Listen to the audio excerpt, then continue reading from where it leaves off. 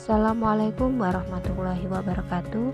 Perkenalkan, saya Kamilia Hamdan, mahasiswa PPG Calon Guru Gelombang 2 tahun 2024 Universitas Jember.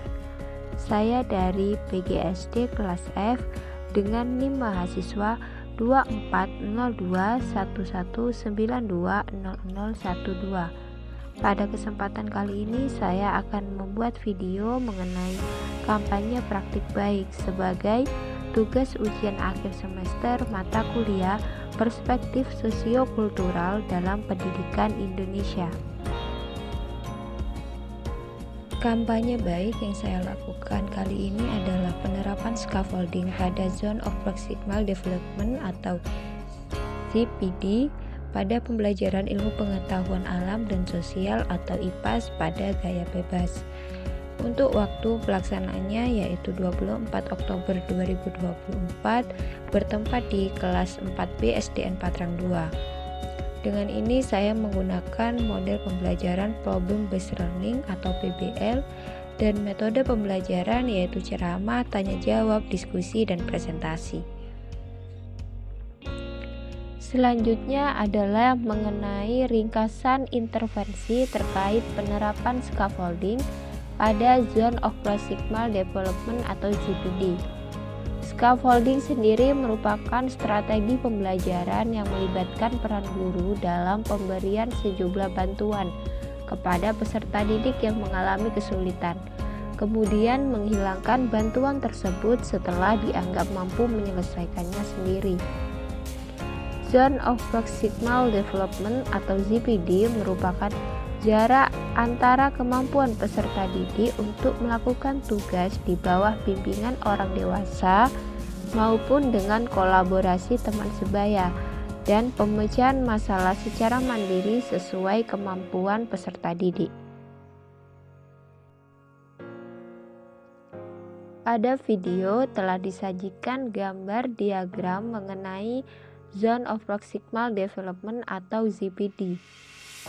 Zone of Proximal Development atau ZPD merupakan zona tengah kemampuan peserta didik antara mampu melakukan tugasnya sendiri dengan yang sama sekali tidak bisa melakukannya. Pada zona ini, peserta didik membutuhkan bantuan dan dorongan dari guru melalui penerapan pembelajaran menggunakan strategi scaffolding. Selanjutnya kita akan membahas mengenai pembelajaran dan replikasi terkait penerapan scaffolding pada Zone of Proximal Development atau ZPD. Penerapan scaffolding pada Zone of Proximal Development atau ZPD peserta didik kelas 4B SDN Patrang 2 dalam mata pelajaran ilmu pengetahuan alam dan sosial atau IPAS pada topik gaya pegas. Selanjutnya adalah tahapan penerapan strategi scaffolding pada Zone of Proximal Development atau ZPD pada peserta didik dilakukan sebagai berikut. Yang pertama adalah menentukan zona of proximal development atau ZPD dari peserta didik. Hal ini dilakukan dengan cara melihat hasil belajar sebelumnya, kemudian dilanjut dengan membentuk kelompok berdasarkan zona of proximal development atau ZPD peserta didik yang sama. Hal ini dilakukan guna memudahkan dalam memberi bimbingan terhadap materi yang akan dipelajari. Tahapan yang kedua yaitu merancang tugas-tugas belajar, yakni aktivitas-aktivitas yang perlu dicapai peserta didik selama strategi scaffolding berlangsung.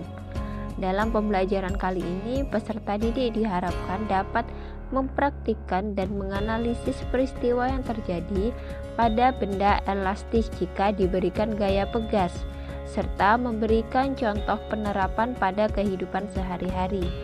Berdasarkan hal ini, sebagai seorang guru dapat berperan dalam menjabarkan petunjuk pengerjaan tugas dengan memberikan pemecahan masalah ke dalam tahapan-tahapan yang rinci, sehingga peserta didik mampu menyelesaikan tugasnya dengan maksimal.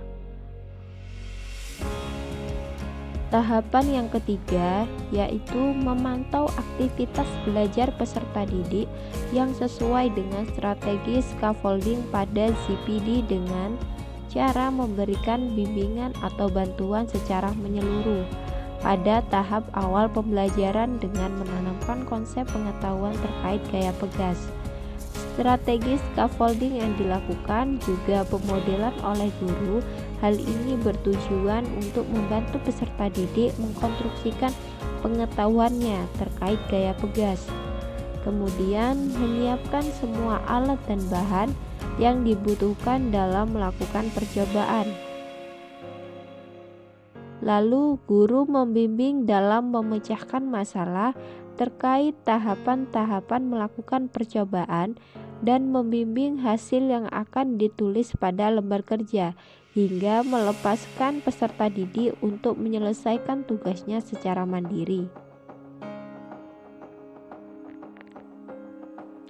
Pada akhir kegiatan inti, guru memberikan kesempatan kepada peserta didik secara berkelompok untuk mempresentasikan hasil kerjanya dengan tujuan untuk mengecek dan memberikan evaluasi terhadap tugas yang telah dikerjakan. Tidak hanya itu, guru juga memberikan penugasan berupa asesmen formatif di akhir pembelajaran yang bertujuan untuk mengetahui tingkat ketercapaian tujuan pembelajaran berdasarkan kemampuan kognitif dan psikomotorik peserta didik pada pembelajaran gaya pegas. Yang terakhir adalah hasil yang dicapai terkait penerapan scaffolding pada Zone of Proximal Development atau ZPD.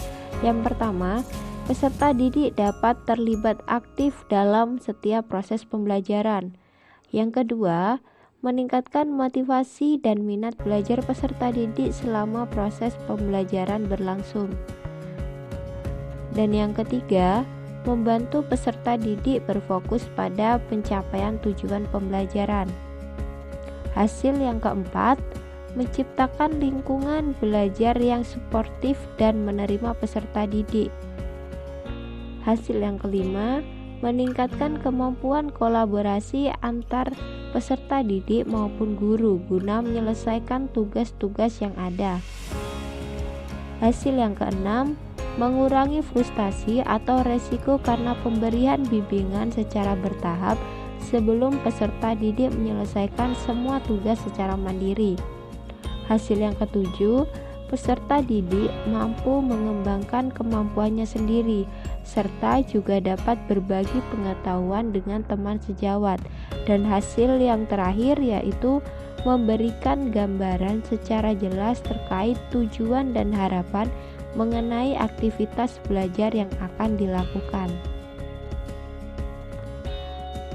Cukup sekian yang saya sampaikan mengenai praktik baik penerapan scaffolding pada Zone of Proximal Development atau ZPD pada pembelajaran ilmu pengetahuan alam dan sosial atau IPAS dengan topik gaya pegas. Kurang lebihnya saya mohon maaf. Wassalamualaikum warahmatullahi wabarakatuh.